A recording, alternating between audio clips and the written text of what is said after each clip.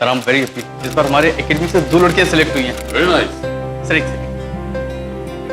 अरे Richa, Anjali, good news for you. तुम लोगों का नेशनल टीम में सिलेक्शन हो गया है। कांग्रेट्स। अब और अच्छे से प्रैक्टिस करनी है। अच्छा, मैंने तुम्हारी डिटेल्स इस फॉर्म में भर दी है।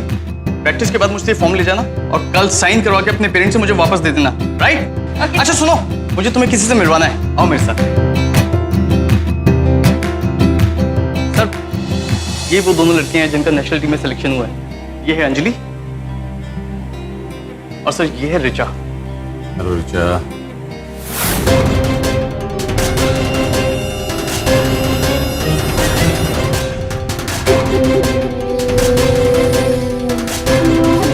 रिचा, आईजीपी ग्रेवाल साहब की जितनी भी तारीफ की जाए उतना कम है, क्योंकि जिस प्लॉट पर हम लोगों ने ये एकेडमी बनाई है, इसको दिलाने में सर ने हमारी बड़ी हेल्प की है।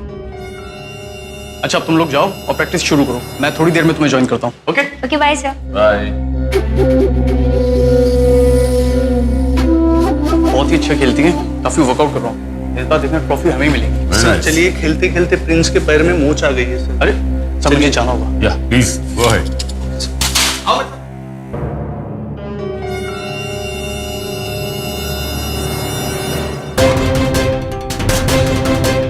रिचा अरोरा 9/15 भीमनगर।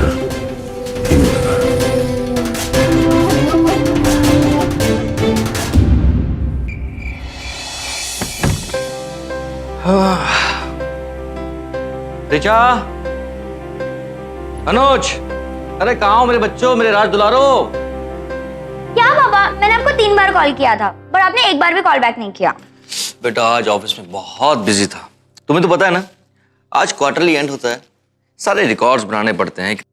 अच्छा तुम बताओ, तुम इतने कॉल्स क्यों कर रही थी, क्या हुआ? आपकी बेटी रिचा अरोरा नेशनल टीम में सिलेक्ट हो गई है। सच? क्या बात है, क्या बात। बेटा ये सब सिर्फ और सिर्फ तेरी मेहनत का नतीजा है। आज हम कुछ सेलिब्रेशन करेंगे। कहाँ जाएंगे, क्या करेंगे? हाँ, आइसक्रीम खाने चलेंगे। अच्छा अनुज, अब इसको होमवर्क करने के लिए बैठा है, सुबह से मस्ती कर रहा था। हम बाप बेटे का क्या होता अगर तुम ना होती तो? तेरी माँ के जाने के बाद मैं सोचता था पता नहीं मैं कैसे इस घर को संभालूंगा, लेकिन मुझे क्या पता था कि मेरी गुड़िया रानी इतनी बड़ी हो जाएगी कि घर की सारी जिम्मेदारियों को संभाल लेगी। क्या पापा, आप तो इमोशनल हो गए। अच्छा ये सब छोड़ो, चल आइसक्रीम खाने चलते हैं। हाँ क्यों नहीं। अनुज को बुलाओ। अनुज आया। क्या दीदी, पहले बोला होमवर्क करने और जब वो करे तो वो भी नहीं करने दे रही। हाँ पापा, इसे होमवर्क करना होगा। चलो हम लोग आइसक्रीम खाने चलते हैं। क्या आइसक्रीम खाने? पापा रुको, मैं भी आता हूँ जूते पहन के। रुक, मैं देखता हूँ।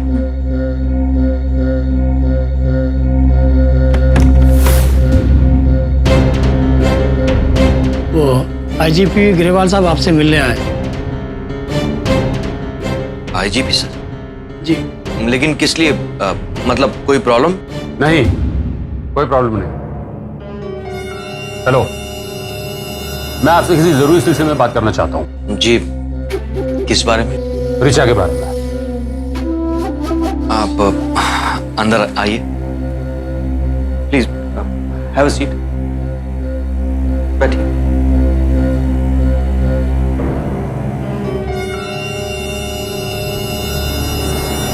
कमाल की है आपकी बेटी। जी। बैडमिंटन खेलने में वाकई इसका कोई जवाब नहीं।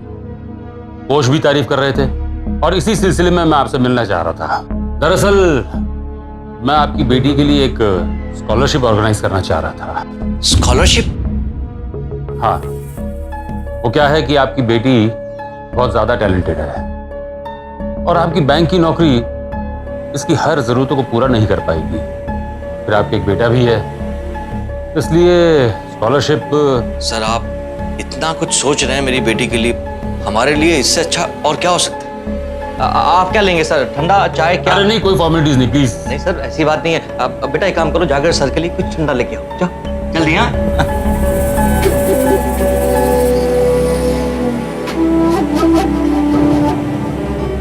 माफ कीजिएगा अरोरा साहब, बेवक्त बिन बुलाए मेहमान की तरह चला आया मैं।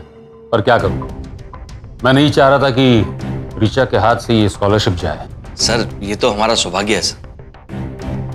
आओ बेटा आओ।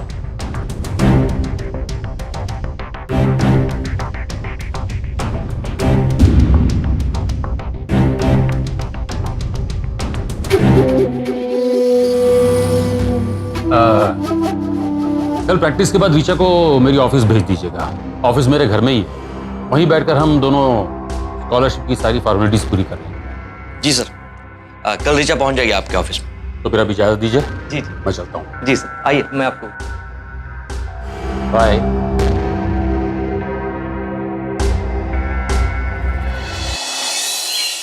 नहीं यार अंजलि, आज मैं तेरे घर नहीं आ सकती। मुझे ग्रेवाल सर को मिलने जाना है। ग्रेवाल कौन?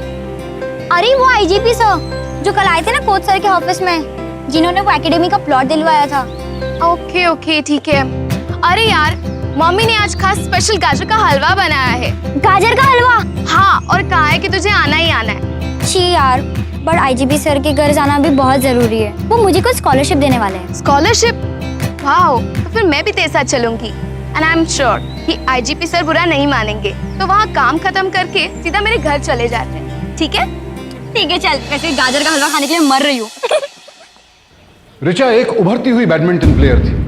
वो रोज अपनी सहेली अंजलि के साथ जमकर प्रैक्टिस किया करती थी और आखिरकार इस साल वो दोनों राष्ट्रीय स्तर पर खेलने जा रही थी। ऋचा अपने सपनों की राह पर चल पड़ी थी और उसे अपनी प्रतिभा और मेहनत पर पूरा यकीन था। लेकिन प्रदेश के आईजीपी ग्रेवाल की नजर ऋचा की प्रतिभा पर नहीं थी।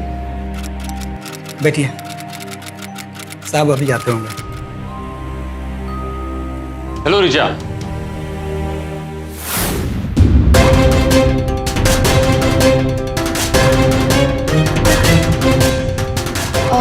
हेलो सर, मैं अंजलि। याद है कल मैं आपसे एकेडमी में मिली थी? हाँ हाँ हाँ, याद आया। कैसी तुम? ठीक हूँ सर। आई होप कि आपको बुरा तो नहीं लगा मैं यहाँ आई। सर एक्चुअली मैं और ऋचा यहाँ से कहीं बाहर जाने वाले हैं, तो इसके लिए मैं यहाँ साथ इसके आई। अच्छा अच्छा, बैठो ना, बोलो क्या लोगे तुम लोग? नो थैंक्स सर, कुछ नहीं। नहीं ऐसे कैसे चलेगा। रामकिशन, दोनों के लिए कोल्ड ड्रिंक्स लेकर आओ। ऋचा, कोच कहाँ है तुम्हारे? Sir coach? हाँ, अरे भाई उस दिन मैंने कहा था तुमसे उनको साथ लेकर आने को। सॉरी सर, मुझे पता नहीं था। मैं अभी उनको बुलाकर लाती हूँ। नहीं तुम बैठो, मेरे पास ज्यादा वक्त नहीं है। ऐसा करते हैं Anjali, if you don't mind please एक फेवर कर दो, जाकर कोच को बुला के लेके आओ। तब तक मैं ऋचा के साथ स्कॉलरशिप की कुछ फॉर्मेलिटीज पूरी कर लेता हूँ। जी सर।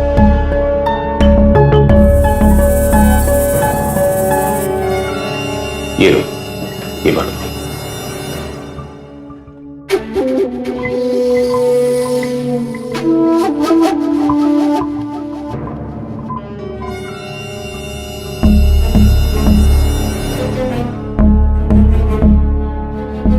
ऋचा, कोल्ड ड्रिंक पियो। रामकिशन,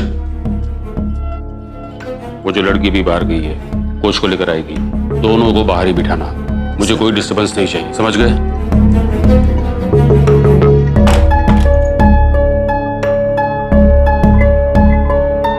एक्सक्यूज मी सर, हाँ बोलो अंजलि। आपको आईजीपी सर ने उनके ऑफिस बुलाया है। आईजीपी सर ने? अच्छा उन्हें बोल, मैं 15 मिनट में आता हूँ। ओके?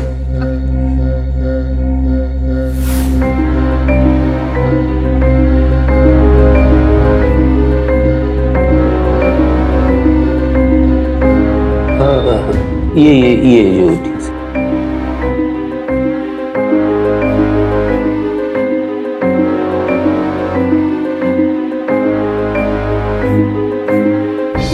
कोई भी नहीं है। दरवाजा तो बंद है। अब क्या करूं? शायद कुछ इंपॉर्टेंट बात कर रहे रहेंगे। ठीक है, मैं यही वेट करती हूँ।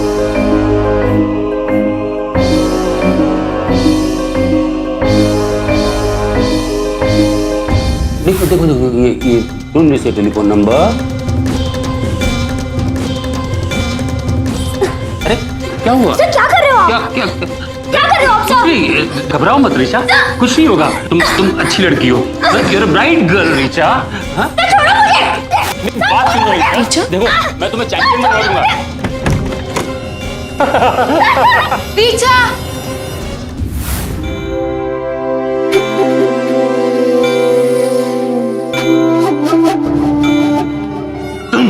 तो भैया अंदर किसने आने दिया? जाओ तुम बाहर। नहीं get out out. Sir, Richa भाग। रामकिशन, वो लड़की अंदर कैसे आई? कहां मर गए थे तुम?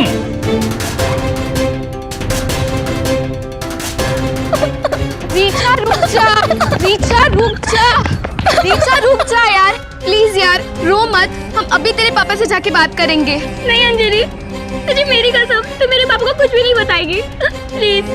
अगर किसी को भी बात पता चली तो सब लोग मुझे ही गलत समझेंगे। प्लीज तू किसी को मत बताना प्लीज।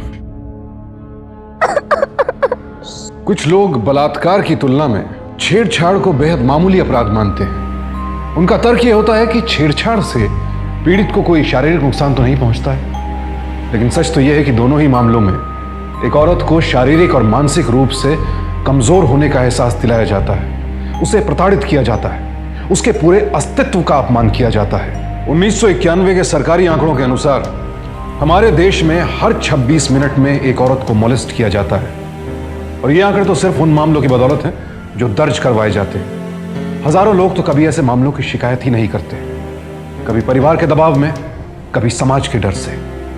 इस वक्त ऋचा को भी ऐसा ही डर सता रहा था। उसे डर था कि अगर लोगों को इस बारे में पता चला तो वो उसे गलत समझेंगे। कुछ नहीं होगा। You are good girl. मैं स्कॉलरशिप दिलवा रहा हूँ ना तुम्हें। मैं तुम्हें चैंपियन बना दूंगा।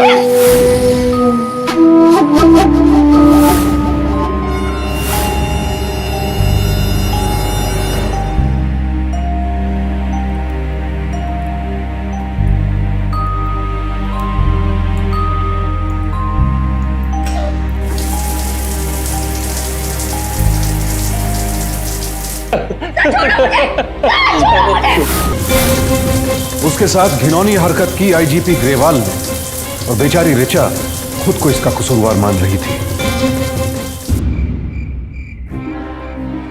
अनुष, क्या कर रहे हो? होमवर्क। Very good. ऋचा कहाँ बेटा? दीदी जब से आई अपने कमरे में कह रही थी उनकी तबीयत खराब है, अब तक शायद सो गई होगी। चलो मैं देखता हूँ। तुम होमवर्क करो।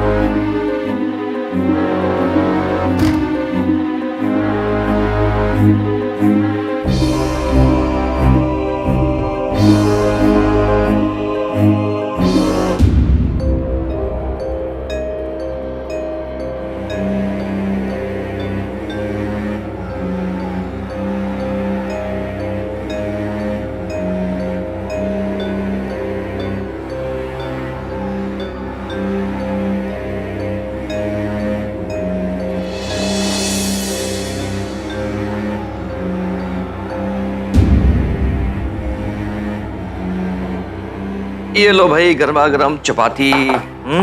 वाह। ओ गरम, ध्यान से खाना। मैं फोन देख लेता हूँ।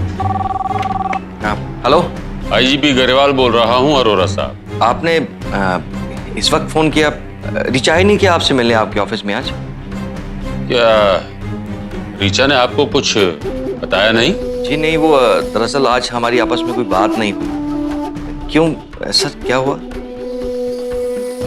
दरअसल बात यह है अरोरा साहब कि हम लोग वो फॉर्मेलिटीज पूरी नहीं कर पाए। क्या है, बीच में ही कोई आ गया था। आप तो जानते ही हैं कि कितना काम रहता है। आप एक काम करिए, कल सुबह उसे मेरी ऑफिस में भेज दीजिए। ठीक है सर, मैं कल सुबह उसे आपके ऑफिस में भेज दूंगा। वेरी गुड जी, गुड नाइट।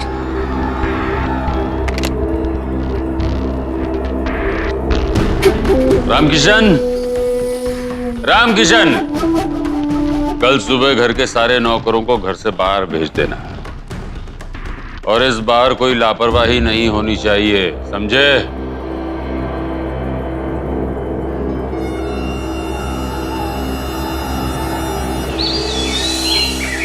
गुड मॉर्निंग बेटा, उठ जाओ। ऋचा, उठो बेटा।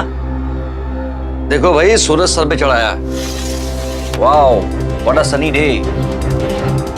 चलो उठो उठो, शाबाश। पता है, रात को आईजीपी सर का फोन आया था। वो स्कॉलरशिप की कुछ फॉर्मेलिटी जो अधूरी रहेगी ना, कुछ पेपर वर्क है, उसे पूरा करना। चलो मैं तुम्हें छोड़ दूंगा।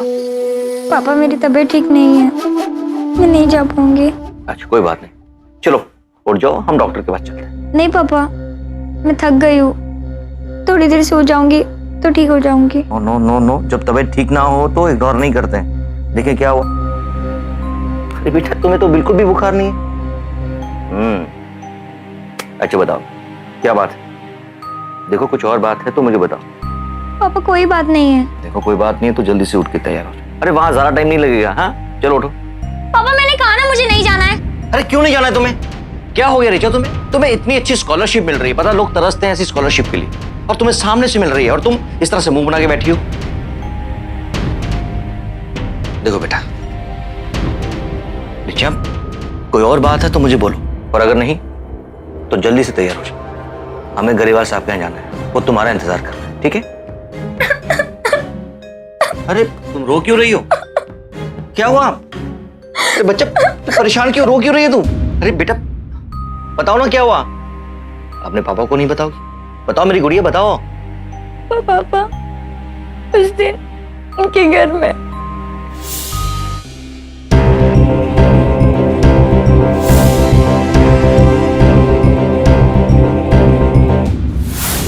मुझे तो विश्वास ही नहीं हो रहा है भाई साहब कि ऐसा भी कुछ हो सकता है। कल से अंजलि भी बहुत परेशान है। बेटा तुमने मुझे ये बात कल क्यों नहीं बताई? पापा मैं नहीं चाहती थी कि ये बात किसी को पता चले, क्योंकि हमें बहुत डर लग रहा था अंकल। मुझे तो हैरानी हो रही ना, बुजुर्ग आदमी और वो भी पुलिस में, फिर तो इस शहर में कोई सेफ ही नहीं है। ये तो अच्छा हुआ कि लोगों को इस बारे में पता नहीं चला, वरना आप तो जानते ही हैं अपने शहर का हाल। कल को अगर लोगों को पता चलता तो बेचारी रीचा के बारे में पता नहीं क्या क्या कहते। भाई साहब किसी के कहने से सच नहीं बदल जाएगा, और मुझे नहीं लगता कि हमें ये बात किसी से छुपानी चाहिए। ये क्या कह रहे हैं भाई साहब? ठीक कह रहा हूं भाई साहब, और जो कुछ भी हो ना उसमें मेरी इस गुड़िया की कोई गलती नहीं। सारी की सारी गलती उस गरेवाल की है।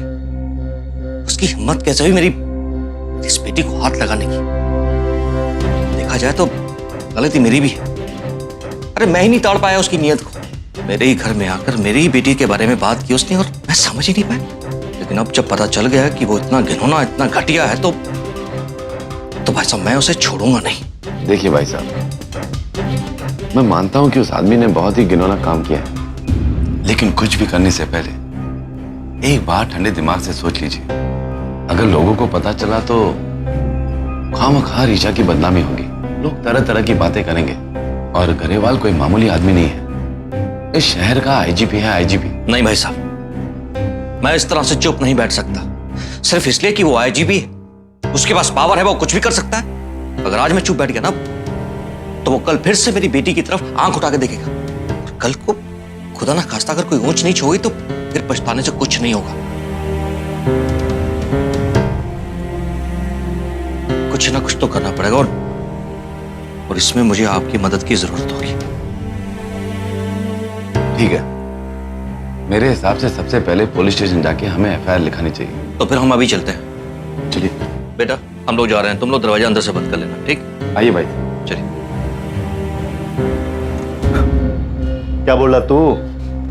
आईजी साहब के खिलाफ एफआईआर दर्ज करो, हैं? तूने बोला और मैं एफआईआर दर्ज कर लूंगा के? आवड़ा हो गया, मत मारी गई तारी। जा, नहीं करता दर्ज। क्या मतलब आपका?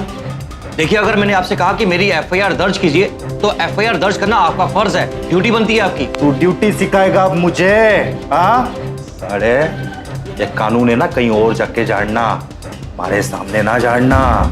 हमारे थाने में आके साले तू मने कानून सिखाएगा? क्या क्या सबूत क्या है तेरे पास कि तेरी छोरी को मेरे सामने छिड़ा? हाँ क्या सबूत है?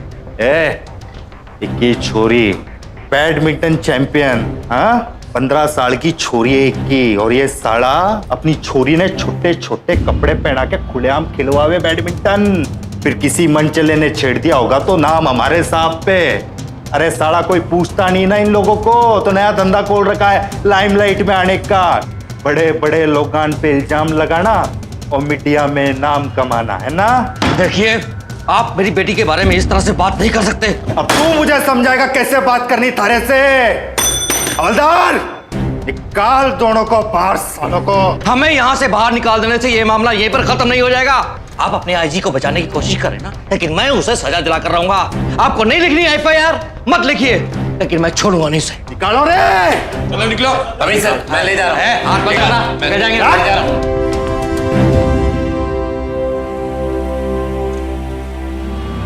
शांत हो जाओ। अरे कैसे शांत हो जाऊं? ये लोग भला करेंगे हमारा? ये लोग तो हमें बर्बाद करने पे तुले हुए हैं, लेकिन मैं छोड़ूंगा नहीं किसी को भी। भाई साहब, आपने एक बार मुझसे जिक्र किया था ना कि वो किशन लाल जी होम सेक्रेटरी। अरे हाँ भाई साहब, आपने कहा था ना कि उनका भांजा आपके ऑफिस में आपका जूनियर है। जी। सब एक बार उससे कह के मेरी होम मिनिस्टर साहब के साथ मीटिंग फिक्स करवा दीजिए बस। वही सही रहेगा अशोक, मैं बात करता हूँ। चलो।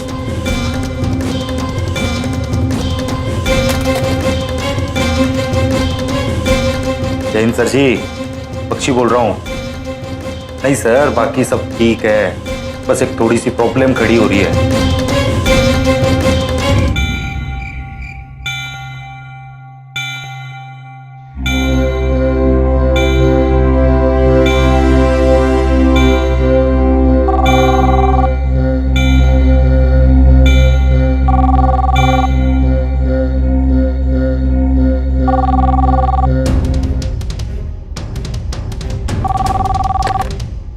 हेलो सर, अपनी परिवार की भलाई चाहता है तो भूल जा जो तेरी बेटी के साथ हुआ है। कौन बोल रहा है? कौन बोल रहा हूँ? अभी तो हमने कुछ भी नहीं किया है। अगर तुमने इस मामले को अभी छोड़ा नहीं ना, तो फिर देखो तुम्हारी बेटी के साथ क्या होता है। कौन था पापा? कोई नहीं बेटा, कोई नहीं। अरे तुम लोग खाना खाओ, चलो। शाबाश, बैठो बैठो बैठो, खाना ठंडा हो रहा है। अगली सुबह सूरज अशोक को लेकर प्रदेश के होम सेक्रेटरी के पास गए। होम सेक्रेटरी ने उन्हें आश्वासन दिया कि वो इस मामले की पूरी छानबीन करवाएंगे और दोषी के खिलाफ सख्त से सख्त कार्रवाई की जाएगी। आखिर अशोक को थोड़ी राहत मिली। उन्हें लगा कि अब आईजीपी ग्रेवाल के खिलाफ जल्द ही एक्शन लिया जाएगा और उसे उसके किए की सजा भी मिलेगी। अशोक जानते थे आईजीपी ग्रेवाल के पास अपने पद की ताकत थी, लेकिन होम सेक्रेटरी ओहदे में उससे कहीं बड़े थे। शायद इसीलिए अशोक के मन में अब एक नया विश्वास पैदा हो गया। भाई बलात्कार हुआ नहीं और यूं ही खामाखा शोर मचा रहा है। भाई उसके बाप के पास कुछ काम धंधा नहीं है के? बात होम सेक्रेटरी तक पहुंच चुकी है। अरे चिंता की कोई बात नहीं है, फिक्र मत कर, कुछ ना होगा। अरे मैं अच्छी तरह जानू ये मिडिल क्लास फैमिली को। अरे नीचे आग लगी हुई है तो बोरा रहे हैं लोग, और फिर ऐसे लोगों को यही तो मौके मिलते हैं हीरो बनने के। फिर भी बहुत ज्यादा तकलीफ दे रहा है तो निपटा दे उसके बाप को। अरे सर, फिर कोई नया हंगामा शुरू हो जाएगा। वैसे ही मामला होम सेक्रेटरी की नजरों में है। अरे बात होम सेक्रेटरी तक पहुंची है ना, कोई प्रेसिडेंट ऑफ इंडिया तक तो पहुंची ना है। अरे खामा खा परेशान हो रहा तू, और वैसे भी तेरी प्रमोशन तो होने वाली है। अरे मैं तो कह रहा हूँ छोड़ ये खामा खा की बातों को, और अब पार्टी की तैयारी कर, पार्टी की। हाँ, पर उसने बता दे कि उसने पंगा किससे लिया। इस बात के लिए तुझे मेरी राय लेने की तो जरूरत ही नहीं है, क्योंकि तू खुद बहुत माहिर है इन सब चीजों में। क्यों, सही कह रहे हो ना मैं? वो लोग हमें स्कूल से कैसे निकाल सकते हैं? मैं हमेशा स्कूल में 5 टॉप स्टूडेंट्स में रही हूँ, और अब फीस देने के लिए सिर्फ 2 दिन ही तो लेट हुए थे। पापा उन्होंने ऐसे क्यों किया? बेटा मैं जानता हूँ ये सब कौन करवा रहा है। वो आईजीपी हमें डराने की कोशिश कर रहा है, लेकिन इस तरह से उसे मैं हम दोनों की जिंदगी बर्बाद होने नहीं दूंगा।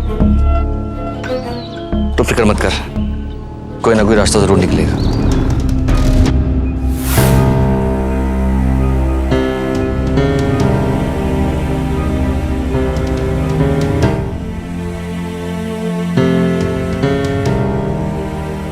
ये बात अब हमारे बस के बाहर जा रही है अशोक। यहाँ उन्होंने गुंडे भेज दिए और कल एकेडमी में क्या हुआ वहां पर? कल एकेडमी के बाहर मैंने कुछ आवारा लड़कों को चक्कर लगाते हुए देखा। ये तो अच्छा हुआ कि टाइम पे मैं वहां पहुंच के अंजलि को लेने, वरना भाई साहब हमें डरा कर धमका कर हमें तोड़ने की कोशिश कर रहे हैं वो लोग। लेकिन मैं डरने वाला नहीं हूं भाई साहब। वो अच्छी तरह से जानता है कि अगर मैं पीछे ना हटा तो वो बहुत बड़ी मुसीबत में फंस जाएगा। मैं तुम्हारा दर्द समझ सकता हूँ अशोक, लेकिन सोचता हूँ कहीं हम किसी बड़ी मुसीबत में न फंस जाएं। ये लोग बहुत खतरनाक हैं अशोक, किसी भी हद तक गिर सकते हैं और कुछ भी कर सकते हैं। करने को तो हम भी बहुत कुछ कर सकते हैं भाई साहब, सच कह रहा हूं भाई साहब। अगर इस वक्त हम लोग शांत बैठ गए ना तो जिंदगी भर ये लोग हमें और हमारे बच्चों को तड़पाते रहेंगे, डराते रहेंगे, धमकाते रहेंगे, जीना मुश्किल कर देंगे हमारा। इसलिए इनको सबक सिखाना बहुत जरूरी है, इसके अलावा हमारे पास और कोई चारा नहीं।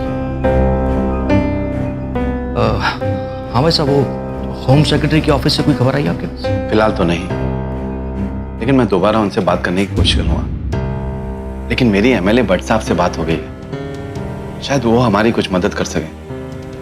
तुम चिंता मत करो। एमएलए भट्ट अशोक की आखिरी उम्मीद था।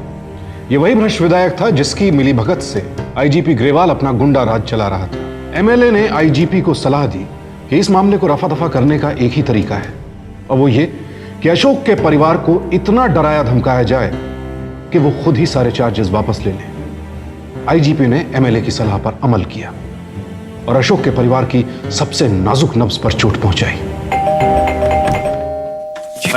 अनु जरूरा कौन है? कहां है साला? बाहर निकल उसे। क्या बदतमीजी है? क्या क्या क्या चाहिए आपको?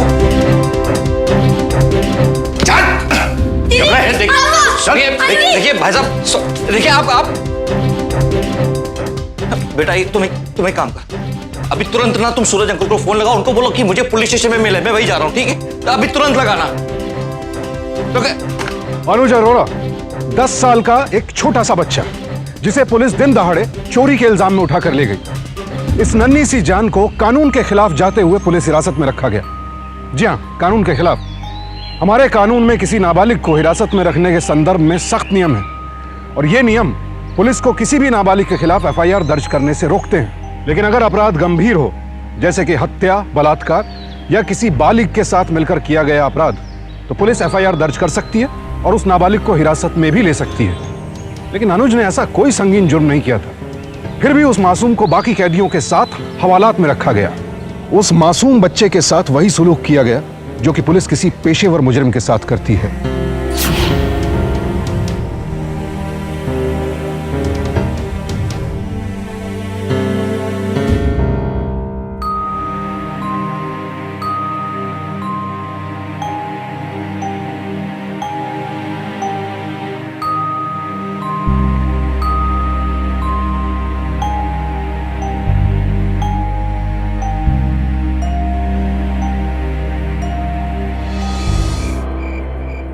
भाई साहब,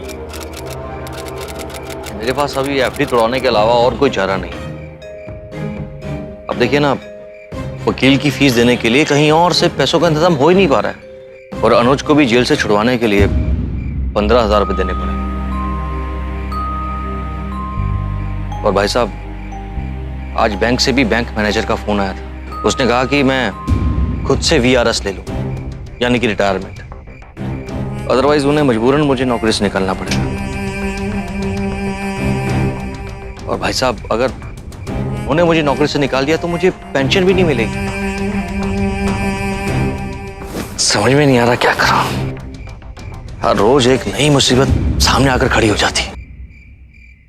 मैंने तुम्हें पहले भी समझाया अशोक, और अब फिर कह रहा हूं, इस लड़ाई का कोई फायदा नहीं होगा। शायद तुम अपना सब कुछ खो दोगे। 5 महीनों से तुम ये केस लड़े जा रहे हो, पर हुआ क्या? कभी रीचा तो कभी अनुज इसकी सजा भुगत रहे, और शायद अब इस केस के चक्कर में तुम्हारी नौकरी भी चली जाए। जाने दो भाई साहब, नौकरी जाती है तो जाने दो, लेकिन अगर मैंने हार मान ली ना भाई साहब, तो मैं जिंदगी भर अपनी गुड़िया के साथ, अपनी बेटी के साथ आंख में आंख डाल के बात नहीं कर सकूंगा, और ये मैं कभी होने नहीं दूंगा। भाई साहब, मैं सोच रहा हूं कि मैं ये घर बेच दूं, क्योंकि हमारा गुजारा तो छोटे घर में भी हो ही सकता है।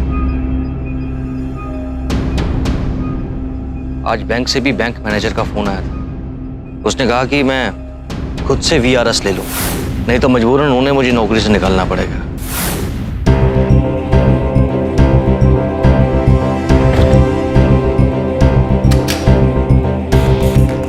भाई साहब मैं सोच रहा हूँ कि मैं ये घर बेच दूँ, क्योंकि हम तो छोटे घर में भी गुजारा कर ही सकते हैं ना।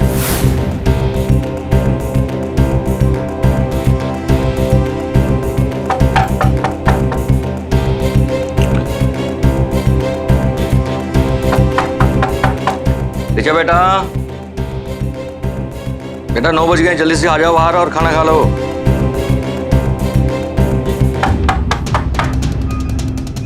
ऋचा बेटा दरवाजा खोलो।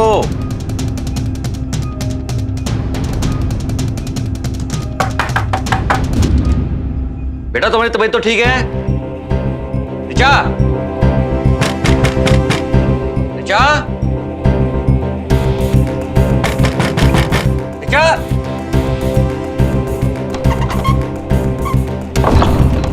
ऋचा,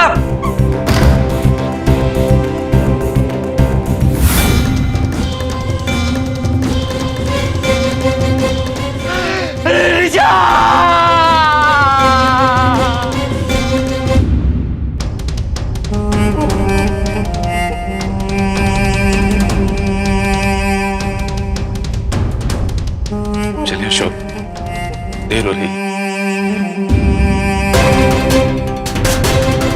इतनी भी के घाई हो रही है? चलो रे, बॉडी उठाओ। कोई हाथ नहीं लगाएगा मेरी बेटी को, छुएगा नहीं कोई।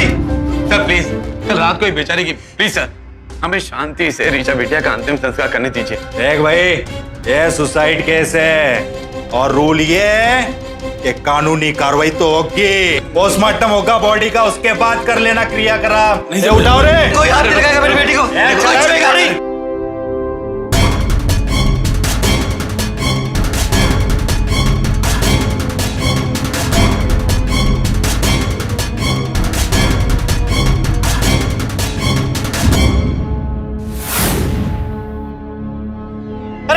अरे एक सेकंड, अरे कहाँ ले जाएगा? बॉडी अगर चाहिए तो थाने आ जा और ले जा, और कोई रास्ता ना है। चलो रे। अरे रुको। अरे कहाँ जा रहे हो? अरे कहाँ ले जा रहे हो मेरी गुड़िया को? अरे कम से कम लाश पे तो तरस खाओ। अरे मेरी गुड़िया को मत ले जाओ। देख भाई अरोड़ा, मैं जो कह रहा हूँ तू मान लेगा ना तो हम सबके लिए आसानी हो जाएगी। ले पेपर साइन कर ले। मैं तुम्हारी कोई बात नहीं मानने वाला। पहले तो तुम मेरी बेटी की बॉडी को यहाँ पोस्टमार्टम करने के बहाने लेकर आए, और उसके बाद तुम मुझे इस ब्लैंक पेपर पर साइन करने के लिए धमका रहे हो। मैं नहीं मानने वाला तुम्हारी कोई बात, और ना ही मैं इस ब्लैंक पेपर पर साइन करूंगा। रखो अपना पेपर तुम्हारे पास। बाकी रही कार्रवाई की बात ना, तो मैं जा रहा हूँ यहाँ से और अपने वकील को लेकर वापस आता हूँ, फिर देखता हूँ तुम्हें। रुक, दिमाग में भूसा भर के बैठा है क्या? तू है क्या? इतना सा मामूली सा इंसान है तू? हाँ? तो किस लड़ाई की बात कर रहा है तू? इन हाथी जैसे लोगों से लड़ेगा तू? ये लड़ाई तारी बस की ना है। मुझे शांति से अपने बेटी का अंतिम संस्कार करना है ना, चुपचाप इस पेपर पे दस्तखत कर दे। किसके लिए लड़ रहा तू? बेटी के लिए ना? वो तो है ही नहीं इस दुनिया में अब। ये करेगा लड़के। देख करोड़ा, मैं जो बोल रहा हूँ सुन ले, और जो तू धमकी दे रहा ना वकील लेके आने की, ऐसा भी होवे कि तू वकील लेके आएगा तो यहाँ बेटी की लाश ही ना है, कोई चुरा ले, और पता भी नहीं लाश मिले या ना मिले, और मिले भी तो नंगी हालत में। कैसा लगेगा? देख, बॉडी ले जा, साइन कर दे, और ले पकड़, साइन कर, चल कर जल्दी।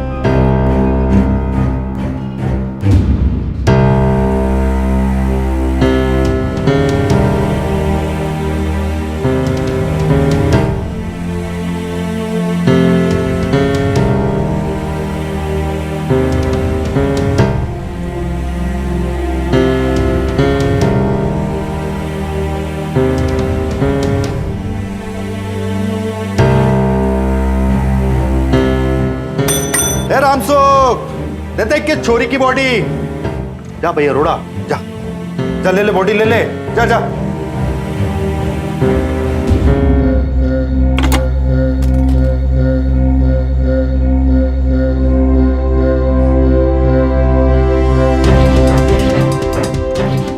मैं अशोक अरोड़ा अपने पूरे होशो हवास में और बिना किसी दबाव के ये कबूल करता हूं कि मेरी बेटी ऋचा अरोड़ा मानसिक रूप से बीमार थी बहुत छोटी उम्र में ही उसने अपनी मां को खो दिया था और वो इस हादसे से कभी उबर नहीं पाई। तभी से उसका मानसिक संतुलन बिगड़ गया था और अपनी इसी बीमारी की वजह से उसे अक्सर वहम हुआ करता था और इसलिए उसने आईजीपी ग्रेवाल पर बलात्कार का झूठा आरोप लगाया और अपने इसी पागलपन में ही उसने आत्महत्या कर ली। अशोक से एक कोरे कागज पर दस्तखत करवाए गए, फिर अपनी मर्जी से इस कागज पर एक बयान लिख दिया गया और बाद में यही बयान कोर्ट में अशोक के खिलाफ इस्तेमाल किया गया। अशोक लाचार था। इस बयान के आधार पर ऋचा की मौत को पागलपन में की गई आत्महत्या समझा गया। उम्मीद की कोई किरण नहीं बची थी, लेकिन अशोक ने हार नहीं मानी। अपनी बेटी को इंसाफ दिलाने के लिए अशोक ने फिर नए सिरे से कोशिश शुरू की। नहीं नहीं, चलो निकलो यहाँ से। बस थोड़ी देर का काम है। अरे बोला ना कि निकलो यहाँ से।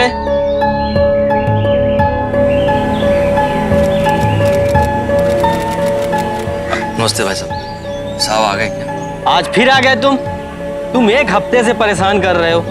बोला ना साहब, वो नहीं मालूम कब आ रहे हैं कब जा रहे हैं। चलो जाओ अभी।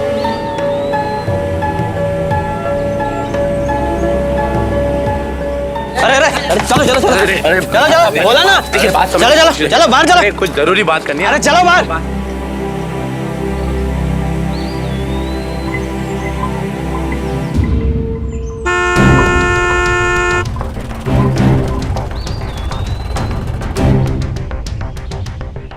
एमएलए सर मेरी बात सुनिए। एक मिनट रुकिए। क्या हो रहा है ये? और कौन है ये? सर मेरा नाम अशोक अरोड़ा है सर। सर मेरी बेटी ऋचा के साथ बहुत बुरा हुआ है सर। हाँ, अशोक अरोड़ा, पता है, पर तू यहाँ क्या करना आया भाई? सर आप ही हैं जो मेरी आखिरी उम्मीद बची है। सर मेरे लिए बाकी सारे दरवाजे बंद हो चुके हैं। सर हमारे साथ बहुत नाइंसाफी हुई है सर। सर मेरी बेटी ऋचा के साथ बहुत बुरा हुआ है सर। उस आईजीपी गरेवाल ने मेरी बेटी के साथ बलात्कार करने की कोशिश की सर। कोशिश की? क्या तो नाना बलात्कार करने की कोशिश तो की थी ना सर। अब वो तो बात ये हो गई कि अभी आपने कहा कोशिश की, तो भाई आईजीपी साहब ने क्या किया? देखा उसे, छुआ उसे, छेड़ा उसे, चुम्मा लिया उसका, किया के? सर कैसी बातें कर रहे हैं आप? इसमें चौंकने वाली बात नहीं है अरोड़ा जी। जब इस केस को कोर्ट में लड़ने जाओगे ना, तो जज भी ये सवाल करेगा कि भाई आपकी लड़की के साथ छेड़छाड़ हुई, उसे किसी ने चूमा, उसे किसी ने छेड़ा। अब ये सब सवालों का जवाब देने के लिए सारी छोरी तो इस दुनिया में रही नहीं। इसलिए मेरी राय मानो तो इस केस ने रफा दफा कर दो, वरना जिंदगी जहन्नुम हो जाएगी। अब निकलो यहाँ से, वरना 2-4 केस मैं ठोक दूंगा तारे ऊपर, समझे ना? तो एक नंबर के चोर घटिया तुम लोग।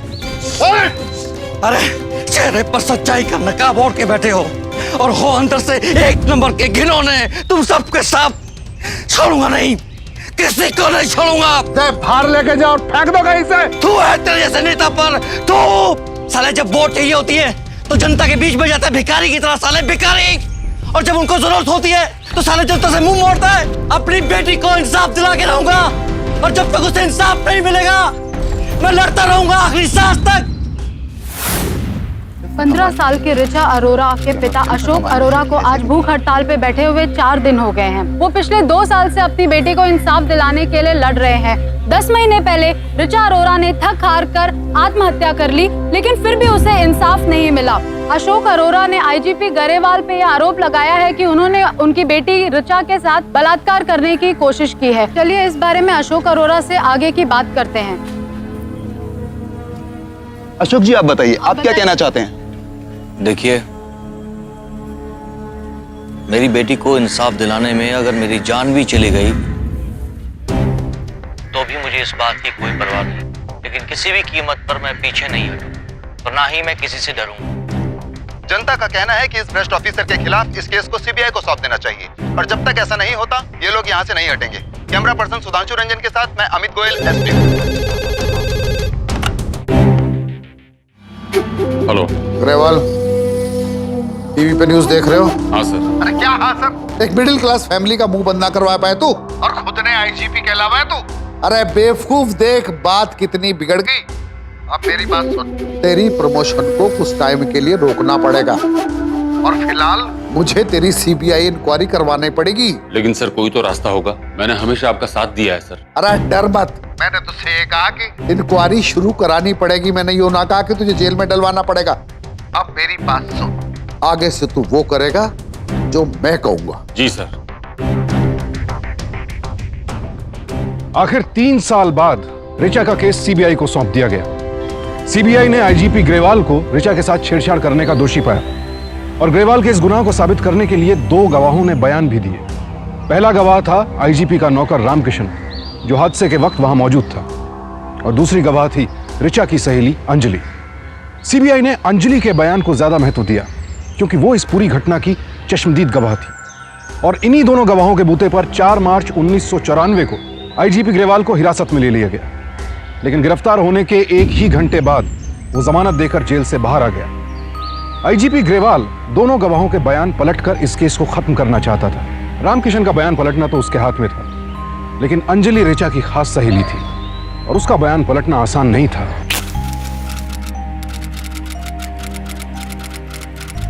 एक मिडिल क्लास आदमी की सबसे बड़ी कामयाबी क्या होती है? उसका घर।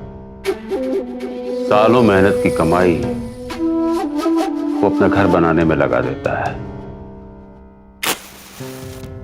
जाहिर है तुमने भी अपनी पसीने की कमाई इस घर को बनाने में लगा दी होगी, पर एक माचिस की तीली 1 मिनट में तुम्हारे इस आशियाने को जलाकर राख कर देगी। कैसा लगेगा तुम्हें जब तुम बाहर खड़े होकर अपने सपनों की दुनिया को धू धू कर जलता हुआ देखोगे? अच्छा तो नहीं लगेगा, है ना? चलो मान लिया एक पल को कि तुम इस गम को बर्दाश्त कर लोगे, लेकिन अगर इस घर में तुम्हारा अपना कोई प्यारा भी जल जाए तो अच्छा तो नहीं लगेगा। ये तुम्हारी खूबसूरत बीवी, ये प्यारी सी बच्ची, ये भी बहुत अच्छा बैडमिंटन खेलती है, और इन दोनों के सिवा तुम्हारे दुनिया में और कोई है भी तो नहीं, है ना? प्लीज सर, हमें माफ कर दीजिए, हमें छोड़ दीजिए सर। हाँ हाँ, छोड़ दूंगा। वो क्या है ना सूरज साहब कि आप मेरे रास्ते में ना आना, मैं आपके रास्ते में नहीं आऊंगा, है ना फायदे का सौदा। लेकिन अगर आप मेरे रास्ते आए तो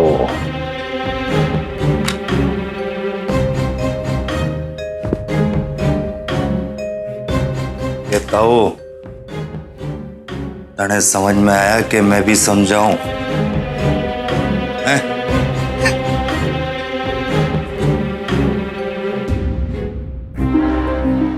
मुझे माफ कर दीजिए अशोक, मैं आपकी मदद करना चाहता हूं, पर मुझे डर है कि वो लोग मुझे और मेरे परिवार वालों को बर्बाद कर देंगे।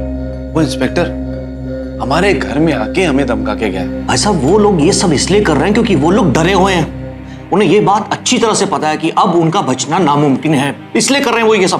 भाई साहब, अगर ऐन वक्त पे आप मेरा साथ छोड़ देंगे तो सब गड़बड़ हो जाएगा भाई साहब। और कल को अगर बीच सड़क से गुंडे मेरी बेटी अंजलि को उठा के ले गए तो, या फिर घर में घुस के मुझे और मेरे परिवार वालों को जिंदा जला दिया तो क्या तुम हमें भी इंसाफ दिलाने के लिए लड़ोगे?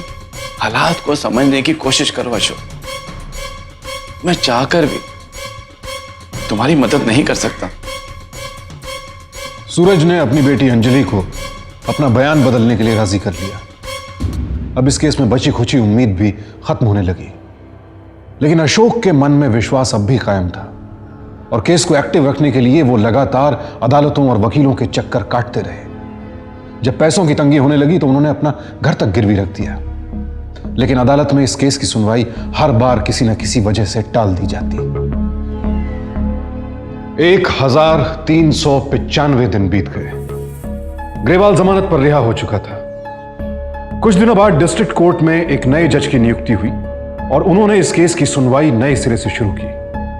अशोक के लिए भी एक नई उम्मीद थी। सबको विश्वास था कि अब ग्रेवाल नहीं बच पाएगा, लेकिन हुआ कुछ और ही। ऋचा अरोड़ा केस के संभावित अपराधी आईजीपी ग्रेवाल आज अपने ऊपर लगाए हुए सभी आरोपों से मुक्त हो गए हैं। आज हम पुलिस स्टेशन के बाहर आईजीपी ग्रेवाल का वेट कर रहे हैं और कुछ ही मिनटों में आईजीपी ग्रेवाल अपनी सारी फॉर्मेलिटीज पूरी करके बाहर आने ही वाले हैं। हेलो वकील साहब, ये क्या हो रहा है? ये सब कैसे हुआ? आखिर ये रामकिशन अपने बयान से पलट कैसे गया? आप कुछ कीजिए प्लीज, आप कुछ कीजिए प्लीज। सर आप ये बताइए कि सर अशोक अरोड़ा जी ने आईजीपी पर इल्जाम लगाए हैं। तो जो कुछ भी हुआ एक गलतफहमी की वजह से हुआ। वो घर का नौकर रामकिशन, जिसका बयान पे आईजीपी साहब के खिलाफ मुकदमा दायर हुआ, उसने खुद कबूल किया कि यह शर्मनाक काम उसने किया था। और वो दूसरी गवाह, उसने बयान दिया कि कुछ लोगों के दबाव में आके उसने आईजीपी जी के खिलाफ मुकदमा दायर किया। ऋचा अरोड़ा के साथ जो कुछ भी हुआ, हमें उसके साथ दिली हमदर्दी है, अफसोस है और बहुत दुख है। पर बड़े शर्म की बात है, उनके पिता टीवी में आने के लिए, न्यूज में आने के लिए और चंद पैसे कमाने के लिए अपनी लड़की के नाम को आगे कर रहे हैं, मरी हुई लड़की का। पर आप बताओ, इतना बड़ा इज्जतदार आदमी, कानून का रखवाला, इसमें कोई अंगूठी उठा सके?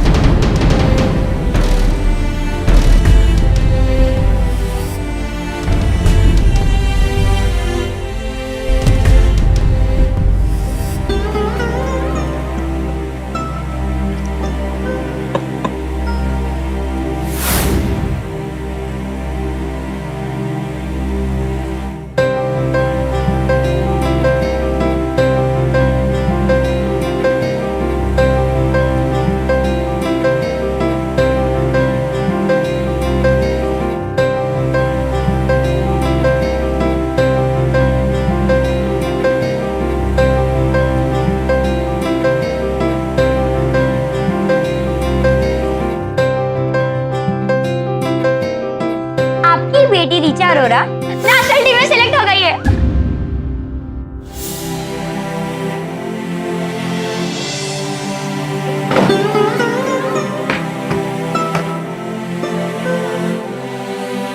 पापा सारा सामान ले लो।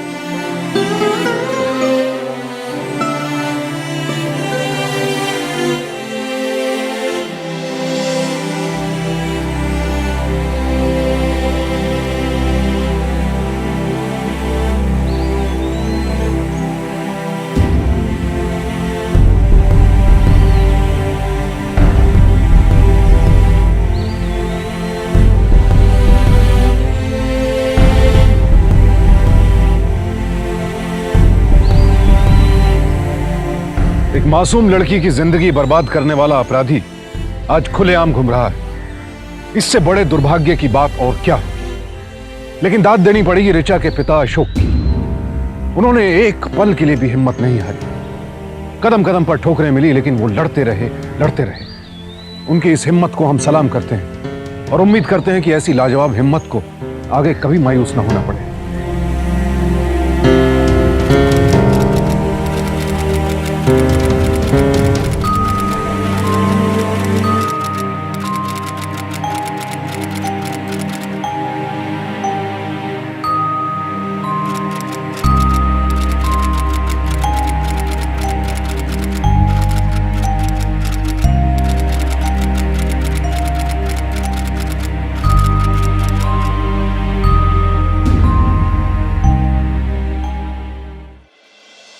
ऋचा की कहानी सिर्फ एक उदाहरण है। उसकी तरह हजारों लड़कियां और हैं जो इस दर्द से गुजरती हैं। कई लड़कियां हैं जो उसकी तरह उस अपराध बोध में अपने जीवन को खत्म कर लेती हैं जो दरअसल उन अपराधियों को महसूस होना चाहिए। इसे किसी गैर की कहानी मत समझिए। आज वो ऋचा थी, कल उसकी जगह आप या आपकी कोई दोस्त या रिश्तेदार हो सकती है। अगर आपको लगता है ऐसी ही कोई नाइंसाफी आपकी किसी परिचित, परिवार की सदस्य, दोस्त, रिश्तेदार या किसी भी इंसान के साथ हो रही है, तो चुप मत बैठिए, आवाज उठाइए उसके खिलाफ। हमारे देश की असली तरक्की तभी होगी जब हम और आप मिलकर किसी भी इंसान के साथ हो रहे अन्याय के खिलाफ एक साथ लड़ना शुरू करेंगे। मर्जी आपकी है, या तो आज अन्याय के खिलाफ आवाज उठाइए या कल अन्याय सहने के लिए तैयार रहिए। कल आपसे फिर मुलाकात होगी जुर्म और साहस की एक और ऐसी सत्य घटना के साथ। सावधान इंडिया, इंडिया फाइट्स बैक।